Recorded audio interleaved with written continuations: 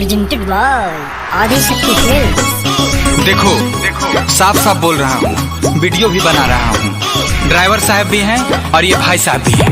मैं तुम्हें भगा के लाया हूँ। नहीं, देखो कोई प्रेशर और दबाव हम नहीं दे रहे हैं। साफ साफ बोलो, मैं भगा के लाया हूँ। नहीं, मैं आपको भगा कर लाई हूँ। इसमें क्या बुराई है? बताइए, बताइए। देत नहीं हम दबाव, मन में बाका बताओ। डर मत, साफ साफ बताओ, कोनो दबाव नहीं खेनू। नहीं, देत नहीं हम दबाव, मन में बाका बताओ। देखो हम तुमको लेके नहीं भाग रहे थे, यही कहले कि हमको भगाइए। तो इसमें क्या बुराई है? बताइए, बताइए, बताइए।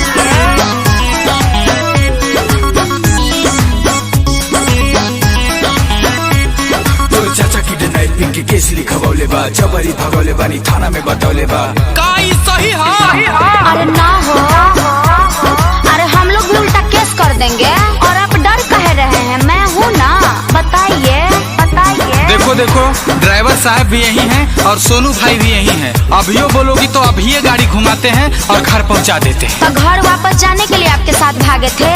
बताइए, बताइए, बताइए। तोरे चाचा किडनैपिंग के केस लिखवले बा, जबरी भगौले बानी थाना में बतौले बा। घबराइए मत, हम 18+ हैं। तेही कहले कि साथ आपका चाहिए। तो इसमें क्या बुराई है? बताइए, बताइए, बताइए।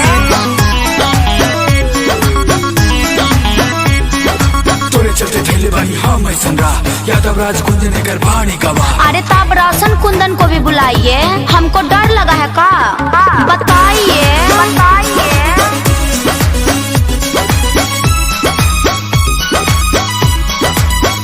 तोरे चलते धैले बानी हम ऐसन रा, यादव राज गुंजन कर बाणे गवा।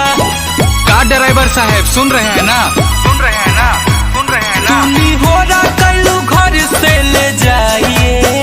तो इसमें क्या बुराई है? बताइए, बताइए, बताइए। देख लास्ट बेरी कहतनी, मौका पर पलटी है मत। अच्छा, तो हम पलटने वाले हैं? बताइए, बताइए, बताइए।